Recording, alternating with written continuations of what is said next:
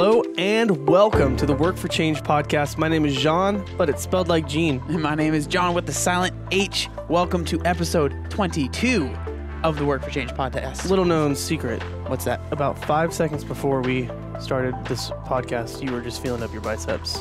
Yeah, sometimes, because they feel really good in this new shirt that I'm wearing.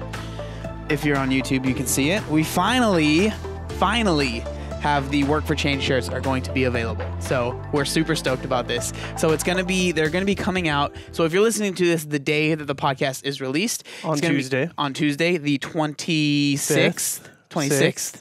Today's the 25th. Yeah, the 26th of March, they're going to be live at 5 p.m. Pacific Standard Time. Okay, so we just wanted to give enough people to listen to the podcast a chance to get them, so we didn't want to release them right away. But they're finally out. They're finally going to be out. We have men's t-shirts, which is, again, if you're on YouTube, you can see me wearing it. It's basically just a black t-shirt with our logo on it. And then we also have female racerback tanks. Those are like a heathered gray, mainly black, with the logo on the front. So if you are interested in getting them, you just go to beastworks.co. So it's spelled BEASTWORX.co, not .com. So again, it's beastworks.co. BEASTWORX.co, and you'll be able to get them there. And with Beastworks, we're actually super stoked because this is the company that actually helped us make the logo. The woman Emily, she's super nice, super cool. I actually went to a couple years ago. I went to Wadapalooza and stayed with them in an Airbnb. Super cool couple, and yeah, so they were totally down to help us because they have all the infrastructure to set up the shipping and everything, so they'll be able to do all that. And then they helped us make the logo, so it just kind of made sense to work through them. Yeah, so if this goes well, this will just be the beginning of, different merch, different kind of going as far as clothing-wise. Yep. So we figured it'd be nice just to start with our logo and then move on from there. Yeah, we know we've been joking about shirts, but we've had them for a while, and now they're finally out there. So we're super stoked for you guys to check them out. Yeah, cool. So if you guys want to get it, again, it's beastworks.co. And then when you do get it, when you do purchase it, when you are listening to this podcast, be sure you tag us. Yeah, I can't wait to see people wearing them. Yeah. And I'm excited about the pictures and stuff like that. And you were very adamant about certain sizing that you want to make sure. I don't even exactly remember the sizes that it goes up to, but I'm pretty sure with men's it goes up. I wanted to make sure that the shirts went up to at least plus size for sure, because most of the time shirts will only go up to about a 2XL is pretty much that's the standard, at least in America, for when people have merch or whatever you want to call it. So I wanted to make sure that we, had plus size for the men and for the women. So the women's also goes up. Again, I don't remember exactly what the sizes are. If I'm not mistaken, I know it's bigger than 4X or at least 4X for men, maybe even a little bit bigger. And then I'm pretty sure with women it's at least 3X. Are you looking it up right now? Yeah, I'm looking it up. All right. Well, hopefully you have the answer there in a second. But yeah, so we did 4X for men and 4X for men? 2X for women. 2X for women. Okay, so yeah, so it'll go up to size 4X for men and then 2X for women. The reason being is if we go any higher as far as the quality of the shirt, it kind of diminishes. So it's this weird balancing act of, okay, if we make a lot bigger sizes and they get a lower quality shirt, is that fair for them to be paying the same price? So we were just kind of trying to figure that out. So hopefully we're able to, there's a good amount of people that are able to get all the sizes, and they're very limited. Seriously, when we say that, we mean that. So yeah, get it if you want it. We really appreciate it. It will help the podcast out very much so. So it's our first product, I guess. So yeah.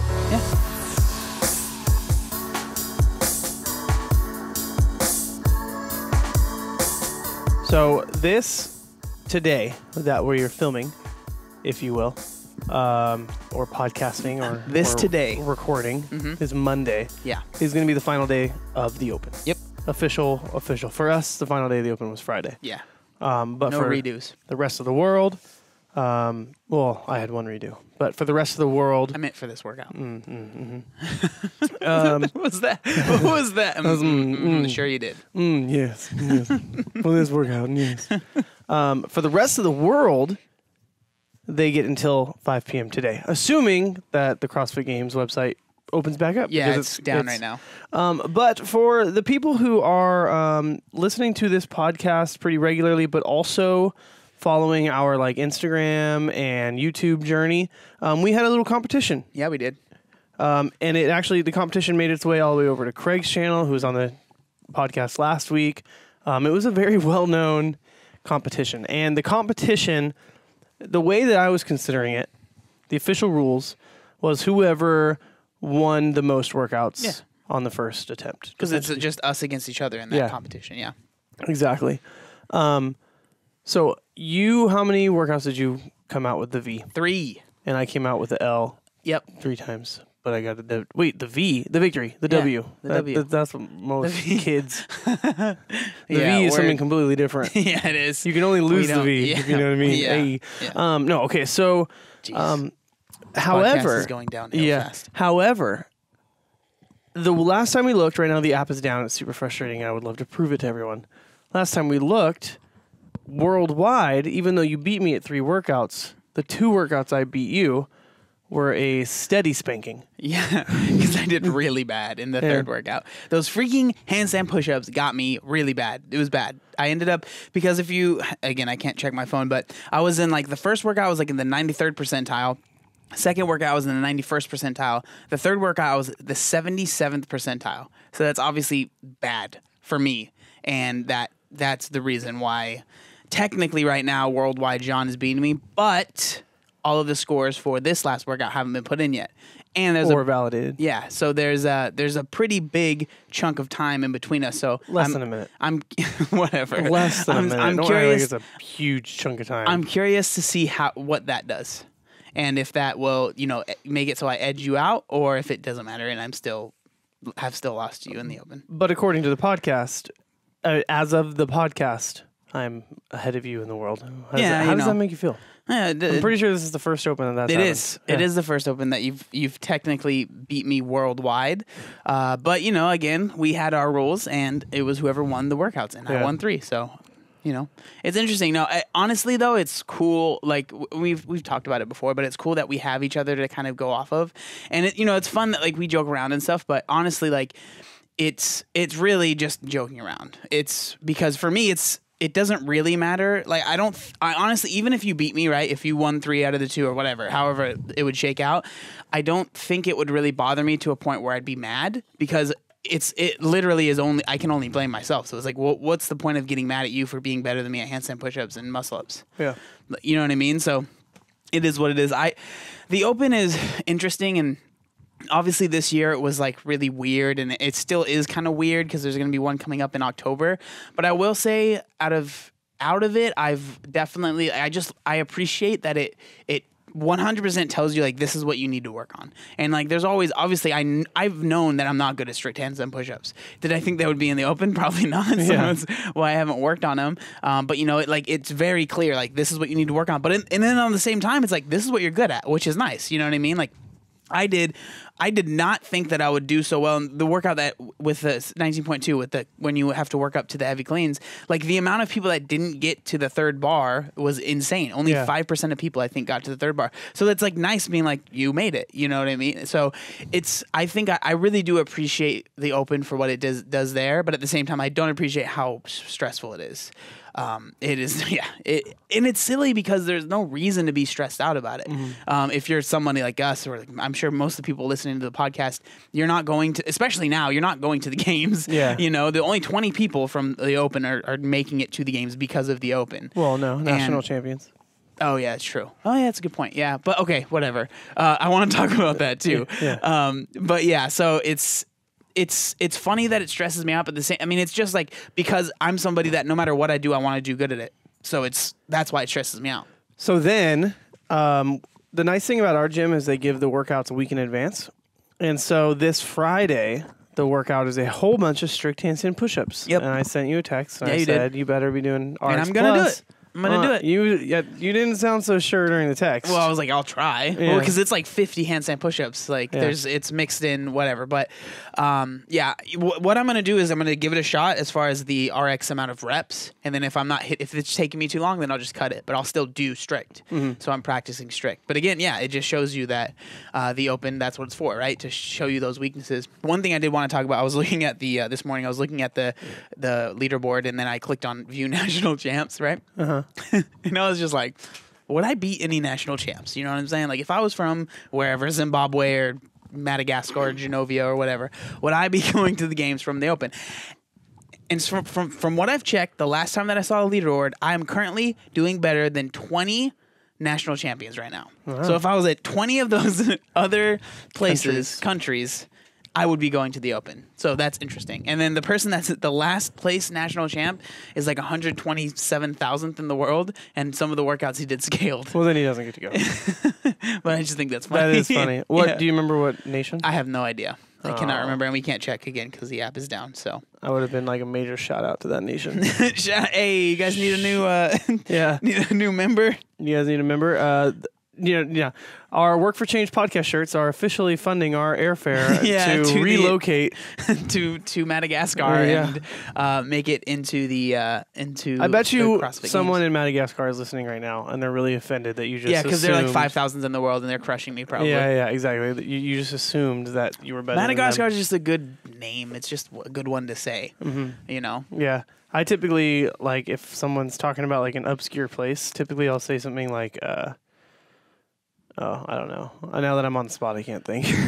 That's embarrassing. I think Madagascar. Butte, Montana. Like just somewhere place where it's like. that's Montana though. I know, but so it doesn't apply. Yeah. Which is annoying because that's normally like the one I go to. Is like just some like. What I think is crazy, this is completely changing topics, but what I think is crazy is how well Matt Fraser did in 19.5, considering he had 5 minutes to prep. Well, no, he had more than that. He had like 25 minutes because they did the workout before they did, the ladies from Mexico. That's unbelievable. He got less than 7 minutes, right? Yeah, less 653 or 654 or something. I was still on the set of 21, I think. Then. Yeah. Maybe not even there yet. insane. I don't know. I got 16:09 in the workout. And the fact that he was able, and Tia did an amazing job as well. Both of them crushed it. She got, I think, in the 8s? Something like that, which is unbelievable. Especially considering, again, they weren't able to game plan. Obviously, any games athlete has done a bazillion thrusters and a bazillion chest to bar. But the fact that even in the post, because like I was watching the post interview and he's talking to her and it was like maybe 2 minutes after the workout and he's standing up. Obviously he's huffing, he's puffing. I could barely stand up for 5 minutes after that workout. Yeah. And I didn't do it nearly as fast. Like he had time to do the workout twice, to get dinner, and then I'd be finishing the workout. It's unbelievable how good somebody can be. And then on top of that, like, when he was on the podcast, which again still blows my mind that even happened, he was talking about, he wants to do well in the Open, but I don't think in his head he's like, I want to win. I know he's obviously a competitor and he would love to win, but I don't think it's not like my biggest goal right now is to win the Open. No, he already has a ticket. It's just like do well enough to where I'm not, again, like you said, not seated in the really bad. And so I just think that's insane. I think that's unbelievable that he's first again in the Open, considering it blows my mind. It's hard to fathom being that good at something. Yeah, and like in the handstand push-up workout, he was like, I just did small sets of 6, on the handstand push-ups. But still, it's like it doesn't take. Like you think that the person who wins that is going to have some like major like handstand push-up advantage, and that's kind of what makes them win the workout. And it was like he just did like little small sets. And it's like he really takes the engineer. You can see the engineer in him when he approaches workouts. It's like, what's the problem? What's the problem area? How do I fix it? How do I overcome it? Boom. And then he goes for it. Do you think he is beatable this year? No. You think it's another year for Matt? I think so. I think it's another, like, just pretty, like, he's going to crush it, I think, again. But I hate making those statements because then if you're wrong, you look like a big old idiot, And then if you're right, it's like, wow, good job. You said Matt Fraser was going to win. I will say I'm super excited that Jacob Hepner, it looks like he's going to be making it to the games from the Open, which makes me happy because he's a friend of the podcast. He was one of our first guests, actually. Yeah. And it's funny. I was looking at, because I was actually looking at the leaderboard a lot this morning, I was just curious how people are doing, you know. And I looked up Jacob, and he actually did. I think he got like 6th or like top 10 in the handstand push-up workout this year.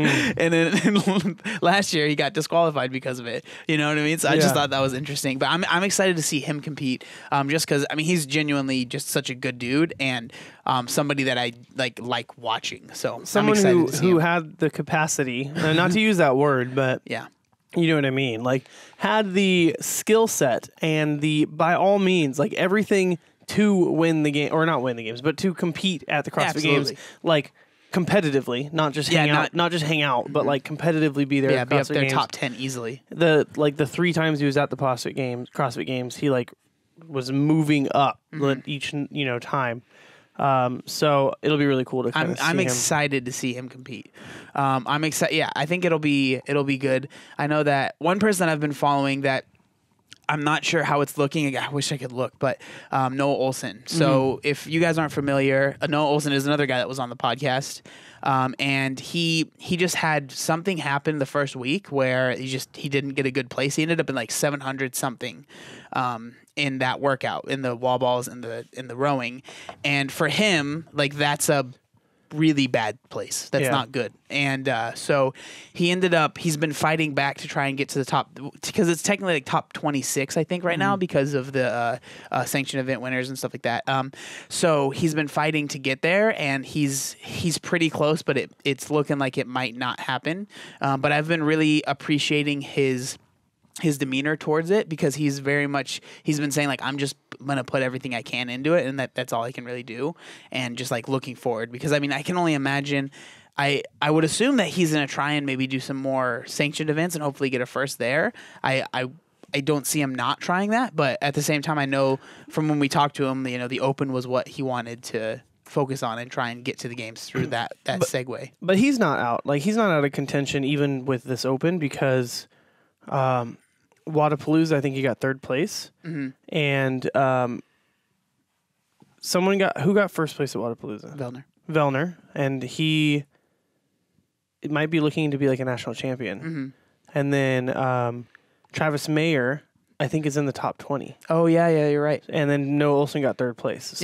So it's still looking like promising for him. Now if this workout was terrible for Travis Mayer, and he get knocked out of the top. That makes sense. That makes sense. He gets knocked out of the top 20, then that 2nd place from Wadapalooza would go to Travis. Yeah. Because he made a post, and I was wondering, I was like, what does that mean? Because he posted, Noah Olson posted a video of Travis doing the workout on his story, and he said, my fate kind of depends on him. And I was I didn't know I don't understand what that means, but that makes sense. Yeah, because I was wondering, I didn't remember who got 2nd place at Wadapalooza. So that'd be, I wonder how he would feel getting there that way, because it's less about the work he put in. And it's more about like these other like little things. I mean, obviously he worked hard. He got 3rd place. I get that.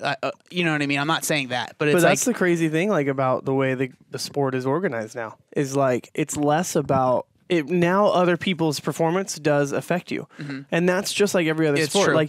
Like when we were look at football, when we were like younger, that. we were watching Chargers.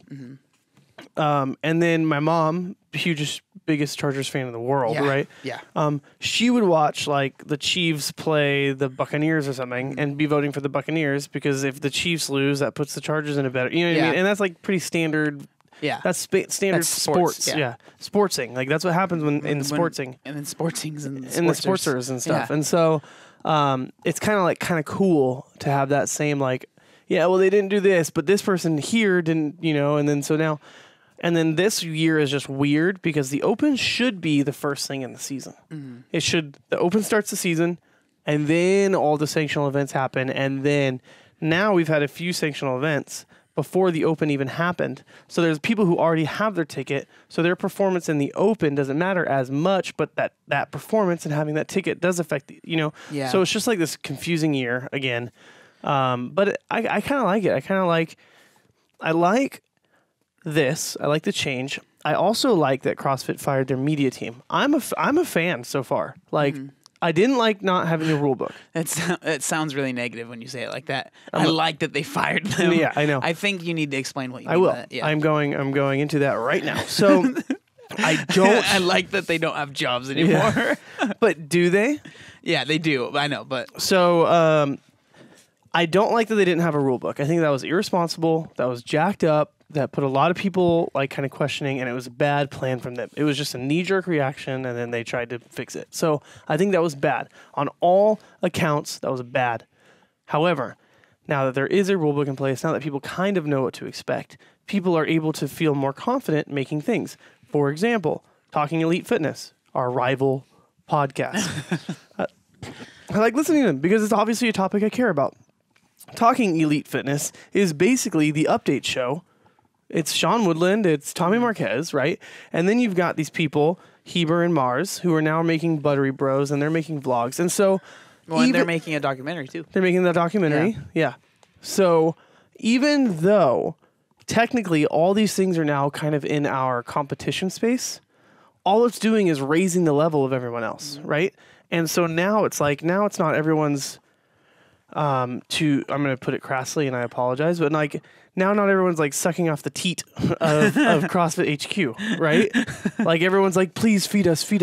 We need to know what's happening. It's like, no, now they're as minimal as possible, and everyone else kind of gets to create the conversation around CrossFit and the CrossFit Games. And so I think that it has really put a lot more power. I think that some people aren't as good. Mm-hmm. Not going to say who, but the ability for those people to have the chance and for the consumer to decide, are they good? Are they not good? Mm-hmm. Do we want to hear them? Do we not want to hear them? That's exciting and that's cool. When you say who's not as good, do you mean the Work for Change podcast? I think that we suck. And if you're listening to this podcast, you probably agree. Yeah. So I know we've been talking a lot about like the nuances of like the CrossFit Games and all that stuff. And I'm assuming that not that many people are interested, but I'm sure that there are some people interested, at least as far as how we did in the open and like how we feel about it. So like, how do you feel about all of the workouts in general and like how you performed and stuff like that? I feel really good about 0.3, 0.4, 0.5. And 0.2. So you don't, what do you not like about 0.1? So I don't like that I was not competitive at the beginning. Mm-hmm. It took me 2 weeks and then one retry to get that like competitive spirit again. Mm-hmm. Yeah, because you were like having an existential crisis when the open started. Yeah, I was like struggling. Yeah. I was struggling pretty bad. But I remember this moment perfectly. And it's a good thing, it's a bad thing. 19.1, it was a 15-minute AMRAP of 2 movements. 2 movements that I don't really care that much about. Rowing, wall balls. I mean, I'm not like, they don't scare me, but I'm also not like super stoked about it. 19 calorie row, 19 wall balls. Yeah. So I remember at 7 minutes and 30 seconds, exactly halfway through the workout, I looked at the clock, saw that I was halfway, and I just smiled. And I was like, I can keep this pace up for another 7 minutes and 30 seconds. It was not a push. I did not go harder. It was just like, what can I comfortably do for 15 minutes? I did it, and it's probably one of my least ranked workouts, you know? Like, there wasn't a lot of effort put into it. I gamed it so much. And then the first attempt at 0.2, same thing. It was just kind of like, I'm going to go through it. I'm going to do it. Getting like 2 reps or 3 reps shy of making it to the next round was like enough for me to be like, oh, that's stupid. I'm going to try it again. And then it was like, oh, like that's like, for some reason that like ignited. Well, let's talk about that because I want to know what happened. So think about it. Think about, was it when you, before the workout, before the redo of 19.2 started, did you want to get to that third bar super bad that it was like, that was it? Or was there a moment inside of the workout that you were like, I think I can make it? You know what I mean? Like, what was going through your head that kind of lit that fire again? Okay, so I just assumed I would make the third bar. The first time? Yeah. Like, there wasn't even like a question in my mind. I'm like, all right, I'll probably make it to the third bar and then blah, blah. So going through it. So a little bit of backstory. Knowing now, only 5% of people actually made it to that third bar. I don't think that's true, though. I think that's what it is. Really? It's about 5%, yeah. Well, I think that's crazy, but I think, that's cool.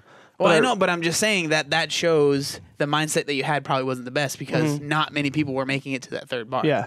It's definitely under 10% of people got to the third bar. I'll say that. I can say that confidently. So, yeah, what I was thinking was like, how am I going to do 275? right? Like that before I even approached it. So 225 wasn't even like, that was like, I need to get that out of the way. And so the fact that that's where I got stuck, that's where I fell behind, you know, it was just kind of like, oh, okay. Like, all right, I see you. So was it kind of like a kick in the gut, not even making it to the third bar? And in your head, you were like, I'm going to get through the third bar. How do I deal with the fourth bar? Mm-hmm. Yeah. Okay. Yeah. And so I was pretty frustrated and pretty upset. And that's why I was able to come in 12 hours later, redo the workout, and then make it through, right? Like, it was like that grit, that determination. That grit and determination is addicting. Yeah. So I did it that one time.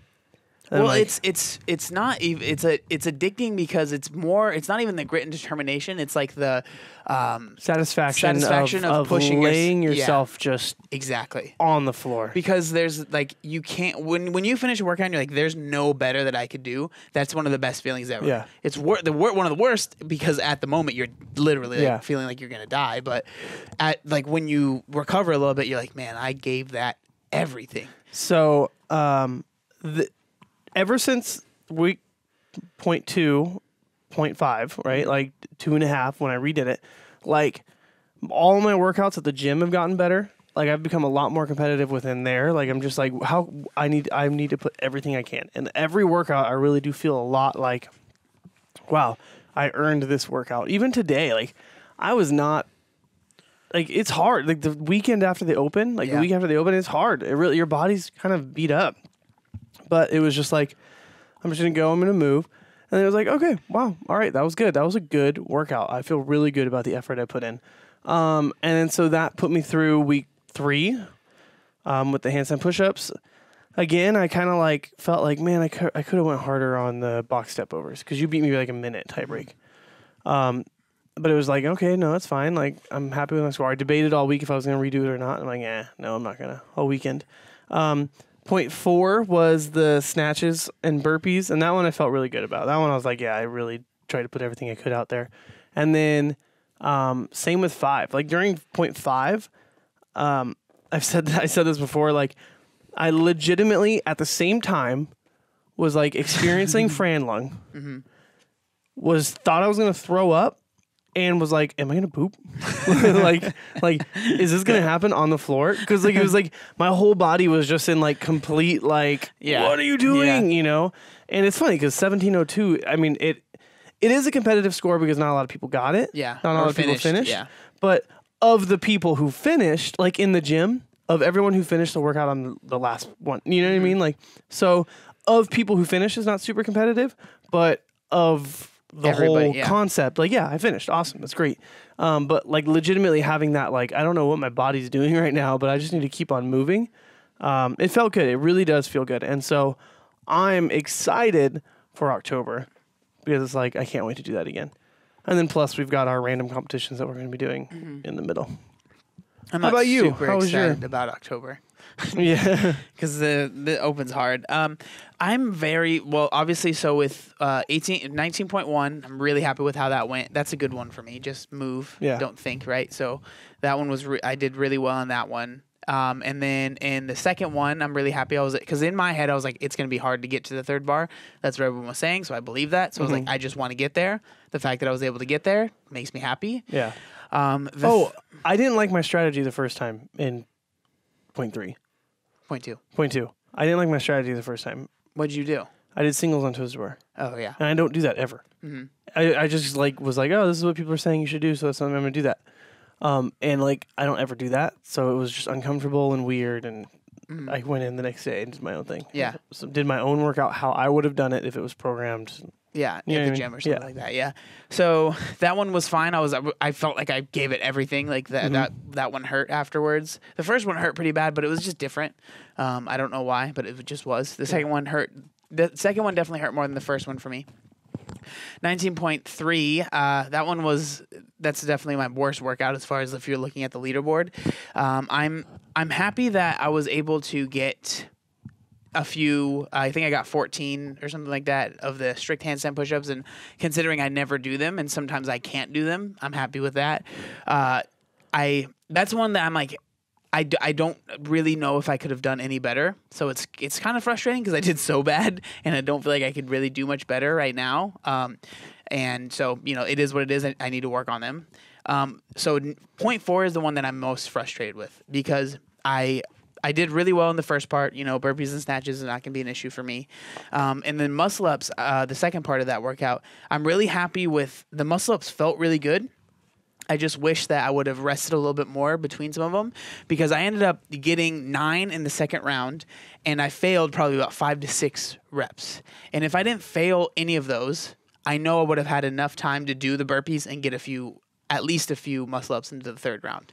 And so that one's frustrating. And that was the only one I was like, man, like I didn't actually think about it, but like looking back, I'm like, I know if I were to redo that one, I could probably do better if I changed my strategy. All the other ones, I really don't think I could do much better on. Yeah. So that one, I'm definitely most like, I don't want to say annoyed, but it's like, it is what it is. It was definitely like, muscle ups aren't the best movement for me anyways. So the fact that I was able to string them, I'm happy with and stuff. So it's weird. It's like, I'm happy with how it went, but at the same time, I know that I could get a better score if you want to call it that or whatever. So that one's kind of frustrating. And then the last one, 19.5, I'm super happy with how that one went. It was painful. And that's the one all the other workouts, I don't think I was even sore at all.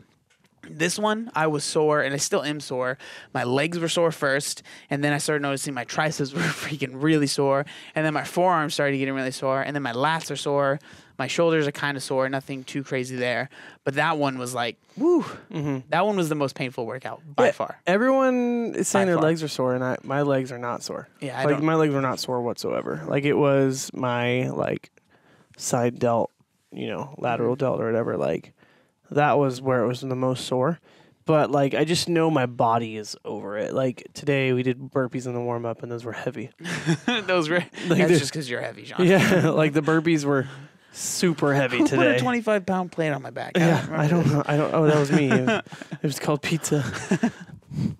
This 25-pound plate of pizza. Yeah. That sounds delicious. No, it doesn't. Okay, so we did though, amidst all of our joking and everything, do you feel like there was a lot of tension? No. You didn't feel like there was any tension?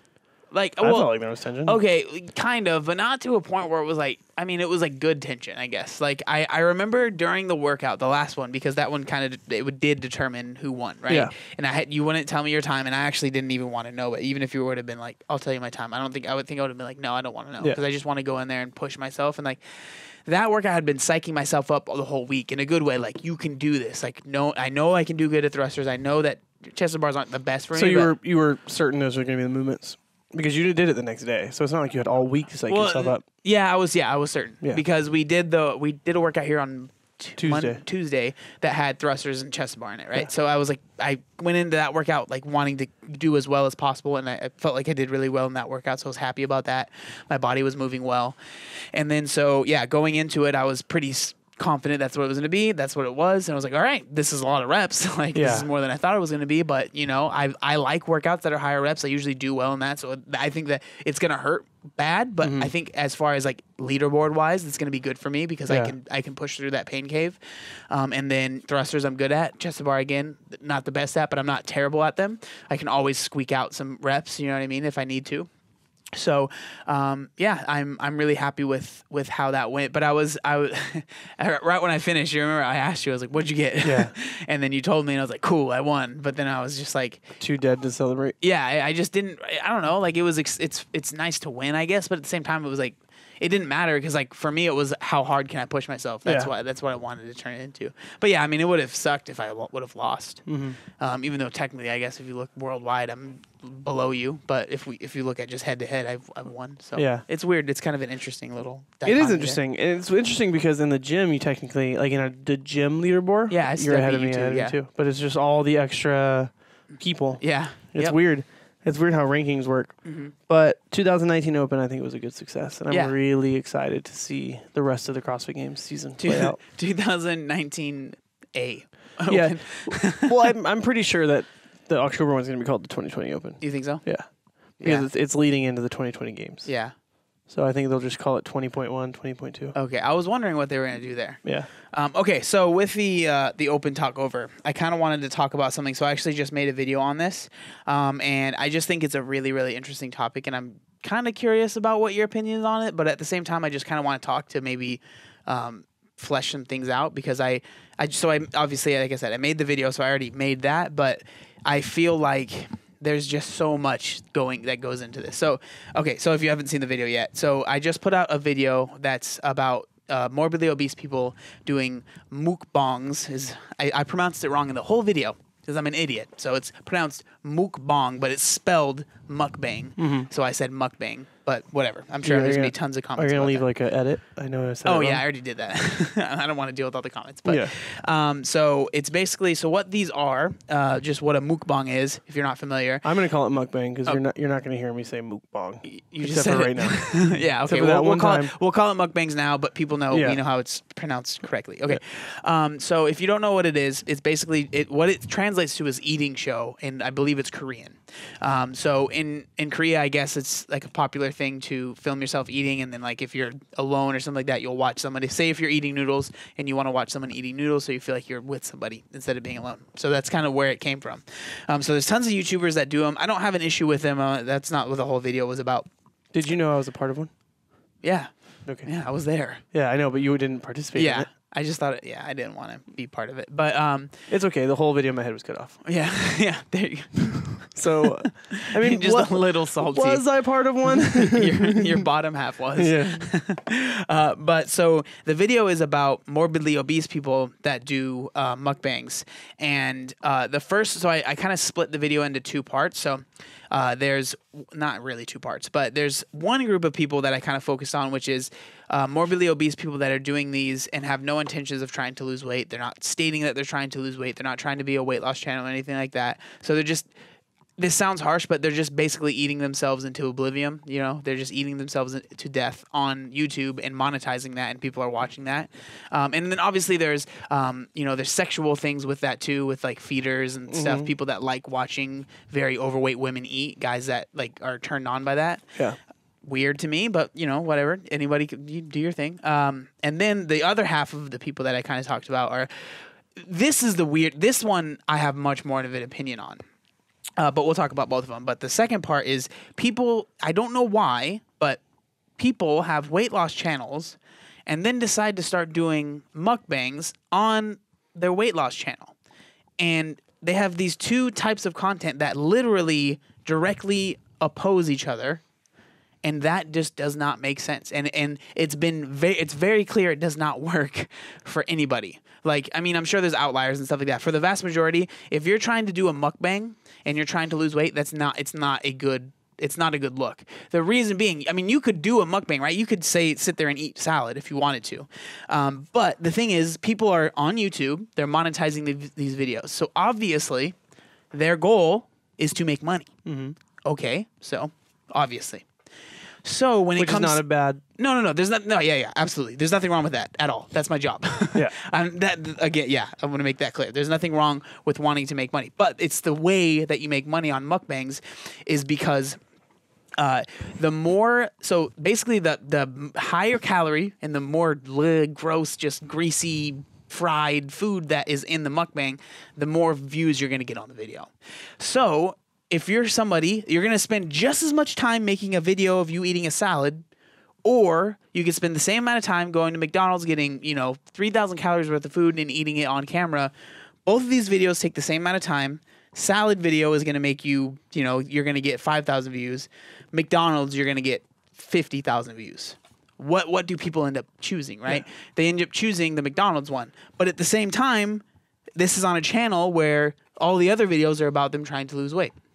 And so there's tons of YouTubers that are going through this, trying to have a weight loss channel, but then doing these mukbangs, and they're dealing with criticism, and they're getting upset with that.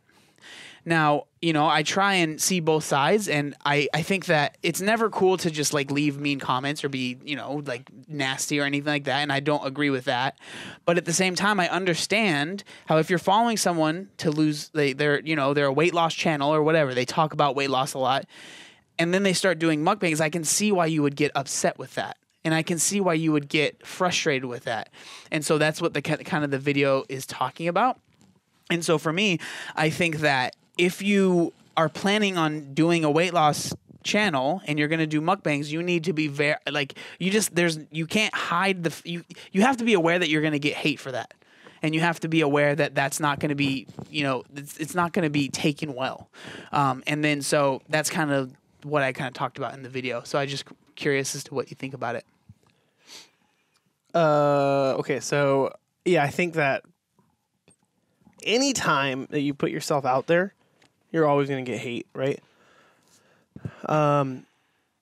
If you make yourself a type of person who doesn't get any hate on the internet, you're not being real. You're not being real. You're not a real person, right? And then the person that everyone loves is a mask of who you are. Mm-hmm. Yeah, I've talked about this before. So then you need to feel like you need to put that mask on every time you make a video, which then you feel like now people don't really know who you are. Well, and then in reality, you end up getting hate anyways. So you're putting on this fake mask. You're getting hate anyway. So you're like, what is even the point? Yeah. So it just doesn't work out. I've been there. Yeah, I mean, and you just feel shallow. Mm-hmm. You feel hollow. And so, I don't know, I think that I don't have a lot of sympathy for when you make a piece of content on a platform like YouTube and then are surprised when people disagree with you.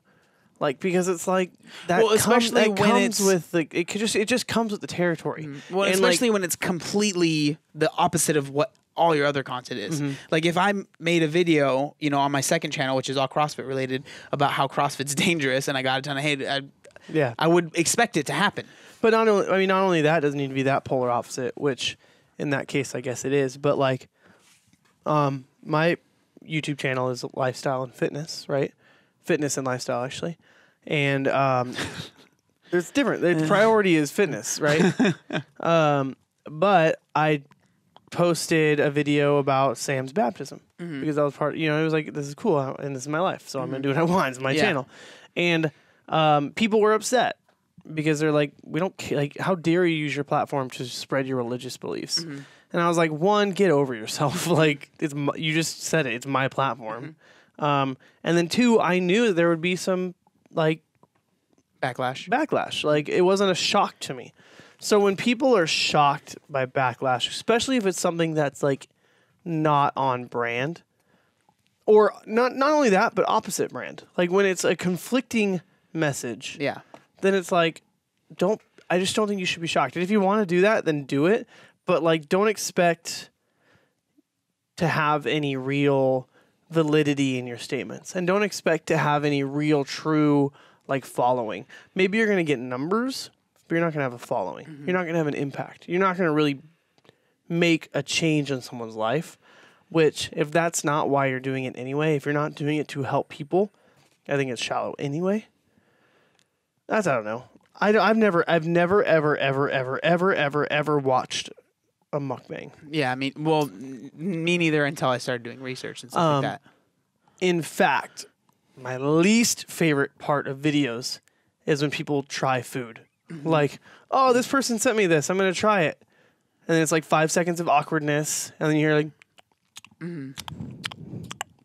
It's like, I hate that. I hate every part about it. So like the whole concept of mukbang, the whole concept of that, like seeing people eat, not interesting to me. Mm-hmm. Like honestly, like that isn't, people who like love it and get like kind of whatever by it, I'm the opposite. Yeah. I'm like, oh gosh, no. Mm-hmm. Well, the fact is that there are people that like it, though. Exactly. Yeah. And so it's an interesting. I think it's just very interesting. So there's the opposite side, which what I talked about earlier, which is there's morbidly obese people that do them, and again, they have no intentions of losing weight. Mm-hmm. And when I talked about it in the video, it's a really weird dilemma because so the reason I actually got sent. So there's this girl. Her name on YouTube is Hungry Fat Chick. Right.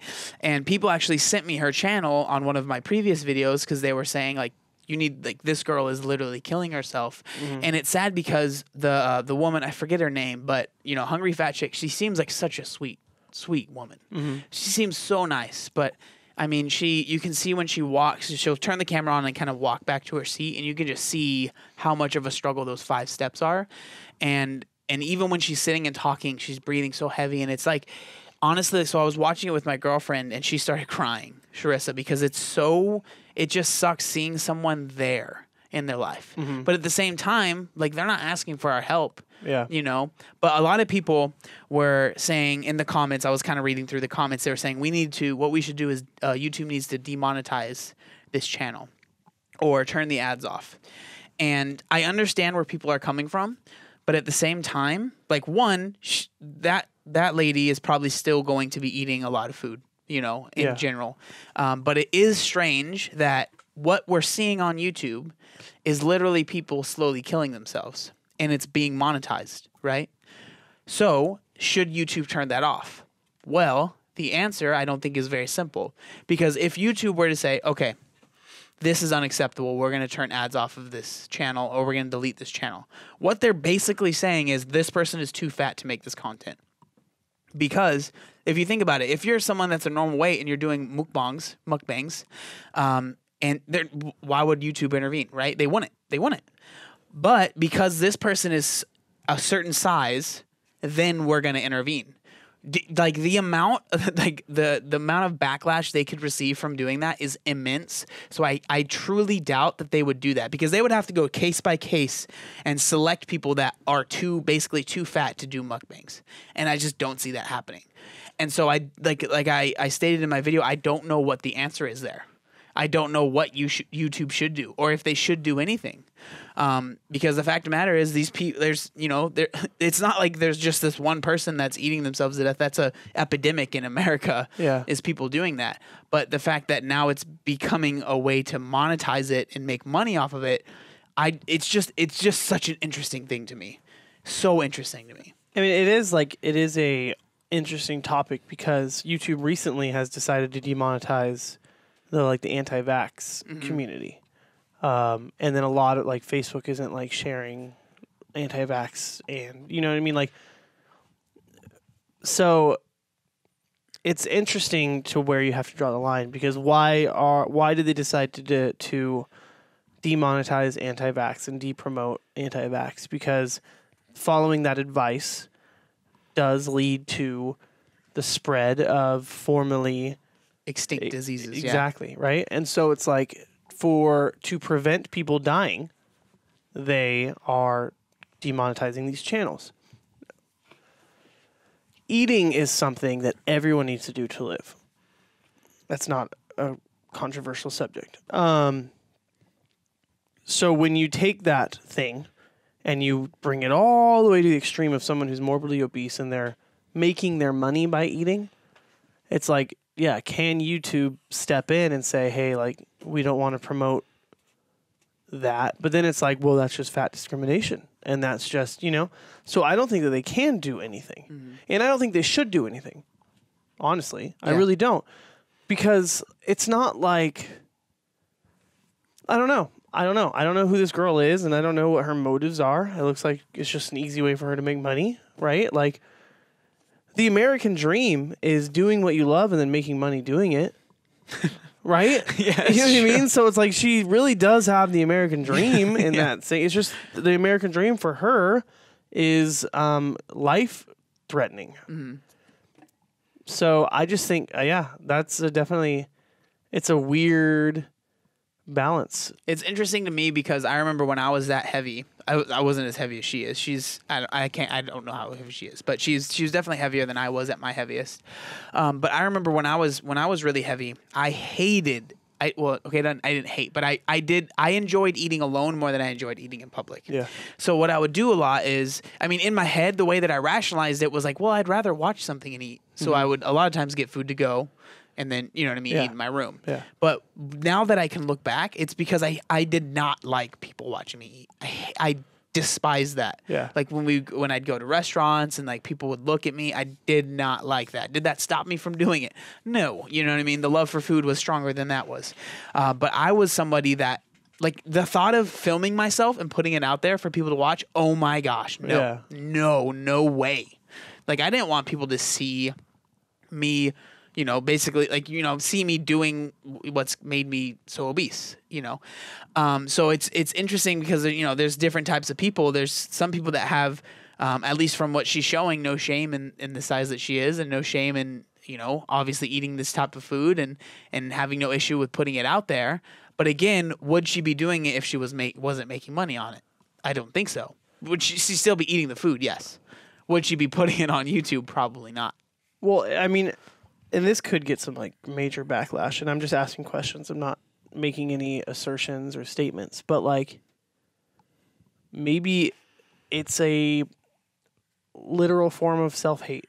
You know what I mean? Like, first of all, I think that to value yourself is to value your body and to make effort with it, right? That's why I think fitness is more than just looking nice. Yeah, absolutely. It's like caring about yourself, and it's caring about your longevity and being able to play with your grandkids and stuff like that. Like that's like fitness is so much more than just looking good.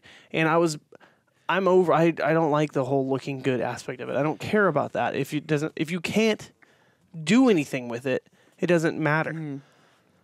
So on the other aspect, to allow yourself to get so overweight and to not care about it, but even so much so as to like, there are people who are overweight who made a lot of bad decisions. They found themselves in a hole. They found themselves in a rut. And 5 years later, they looked and they went, "Oh my goodness, what have I done?" I get that. I'm not saying that's you. What I'm saying is a person who is so overweight, morbidly obese, over 100 pounds overweight, and they're like, well, I'm going to put, people are probably really interested in what I'm going to eat, so I'm going to eat it. I'm going to put it online. I'm going to make money on it. There has to be an element of, like, they just don't like themselves. And so if the comments online if the comments online say exactly what they're already thinking about themselves, it's like a form of validation. There you go. It's a form of self-validation that you are not worthy, good. You know what I mean? Like that you are scum. Like, I wonder if there is like I'm not saying that's what they say, but or think or anything like that. Yeah. But knowing me, why I care about fitness is because I have at least some inherent value of myself that I should strive to be at a certain level. To have the exact opposite, I wonder if it's just a complete self-loathing. Mm-hmm. And so it's like, so for you obviously had some self-value because you made a change. Yeah. Right? Yeah. And that's why you didn't want to put it online, because it was like, I'm not going to forever be known as that guy because I don't want to be that guy forever. And I think I honestly think it took a couple things in my life that got me to a point where I felt enough value. A big thing that I haven't really talked about much on the podcast was that I was a drummer. I still am a drummer. I started playing drums when I was in 10th grade. I think I graduated when I was 17, so I was like 14, 15, I think, when I started playing drums. And it completely changed my life because that was the first time that I had ever actually tried something and was good at it pretty quickly. Because I tried to play football my whole life, and like I was good. I got MVP a couple times. That was just because I tried really hard, and I really cared about it. But then I've told the story. I went out for the football team. Kids made fun of me because of my size. Never played football, right? But drums became that thing that I put in a lot of effort and I got a lot of reward because I got good pretty quickly. Mm-hmm. Because I became the drummer, the fat drummer. That was my identity in high school.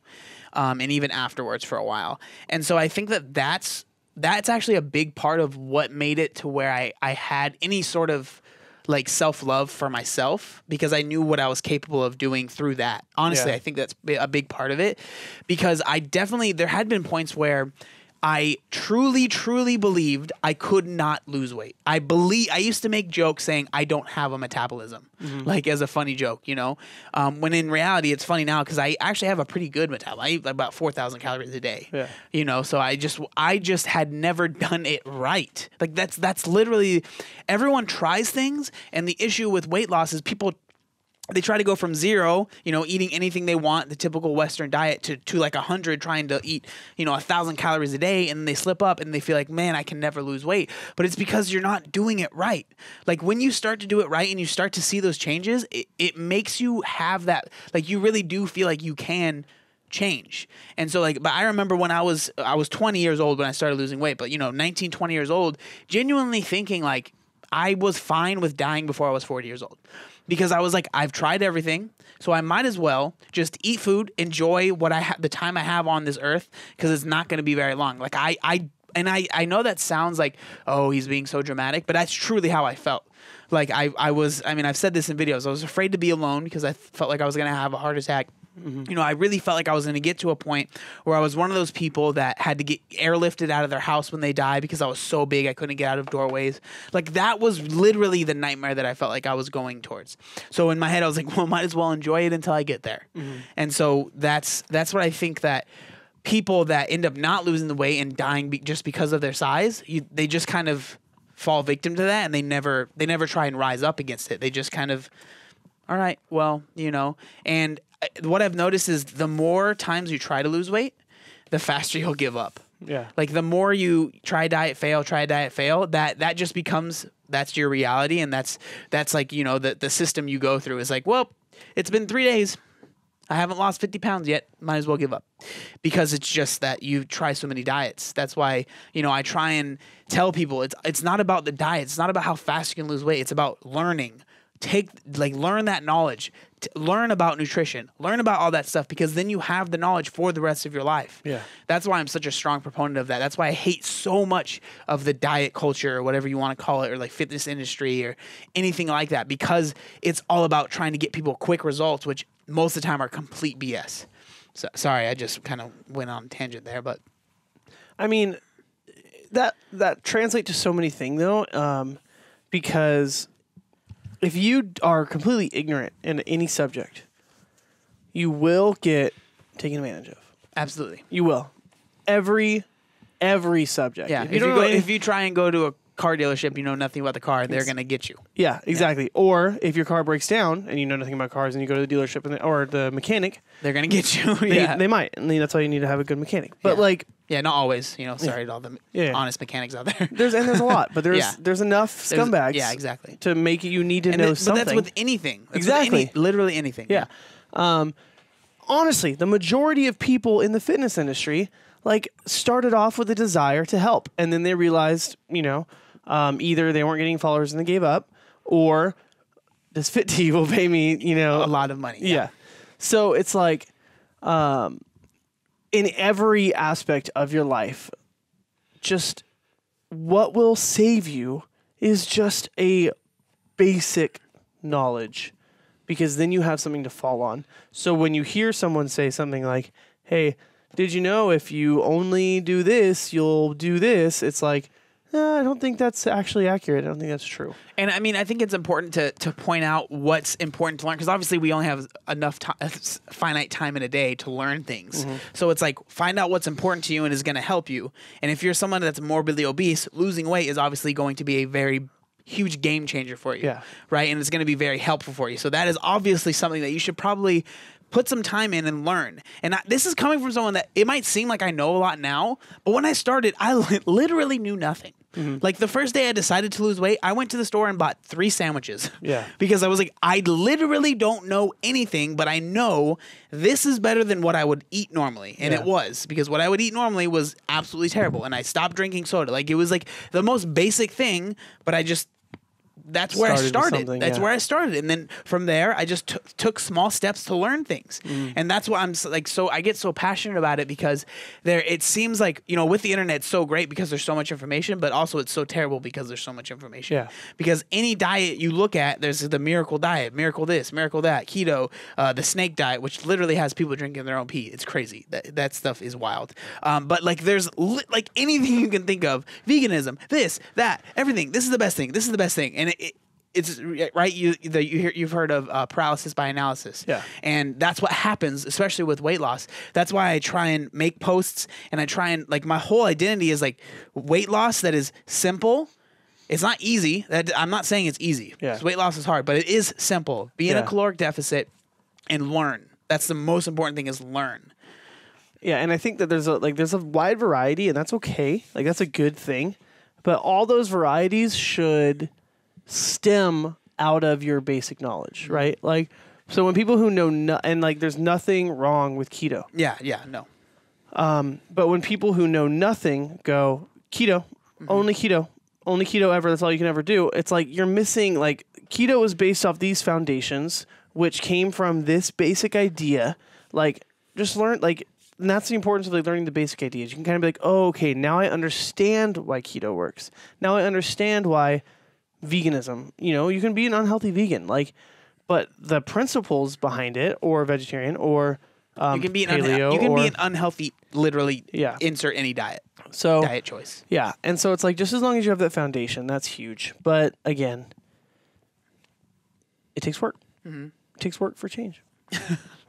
Dang, that was smooth. Oh. But yeah, so like the whole mukbang thing is very, very interesting. So again, we're recording this before that video goes out, so I'm curious to see how people react to it. I've definitely been having a lot of fun with like the videos I've been putting out recently. They're a little bit more risque, if you want to call it that, or I don't even know how to explain it, but they're more like provocative, or like they're, you know what I mean? Like, because I'm kind of talking about someone, which I get kind of feel slimy about sometimes, but at the same time, like I truly have not felt so excited about the content that I'm putting out, because I really do think my videos are never going to be me calling someone names or me making fun of someone, anything like that, because there are tons of people that are making videos on all of these people that I'm talking about, but most of them are so mean. And they're just like, that's not going to help anybody, right? Yeah. And so like that's why I think I've found such a passion about these types of videos, because I'm able to give a different point of view, especially with the weight loss stuff. It's like I'm somebody that was there, that felt that way, that got out of it. You know what I mean? And so I can relate to how you feel, but at the same time, I'm so far away from that now that if you were to look at me now, you'd be like, that guy was never overweight, but I was, And so I can empathize with the situations, but at the same time, I can be like, no, that's BS. Like what they're saying there is BS. If you can lose weight, it is possible. It might feel like it's impossible, and it might feel like, you know what I mean? I understand that, and I can empathize with that, but trust me, you can, or whatever it is, so I don't know, that was random, but I've really been enjoying the videos that I've been putting out recently. And so it's fun. It's like, it's scary though at the same time, because I'm always afraid people are going to take me the wrong way. And like the last thing I ever want to do is add more stress onto someone's life, or like add more hate onto somebody, because that's not what that's not what I'm about at all. Yeah. And so I don't know. It's just interesting. It's an interesting kind of situation I'm in now. But honestly, I can say that I've never been so excited and like done so much research and stuff like that about topics, about videos, and about like what other people think, what I think, trying to understand why people are doing what they're doing. It's really interesting. So and it's been, the response has been really good from people too, which is nice. Yeah. So I've decided to do that as well. And so the first video that I'm going to attack is Obese to Beast fraud. And he was never overweight. Yeah. Spoiler alert, complete fraud. John Glad is legit, but Obese to Beast is... It's a computer generated like it's all person that isn't real at all.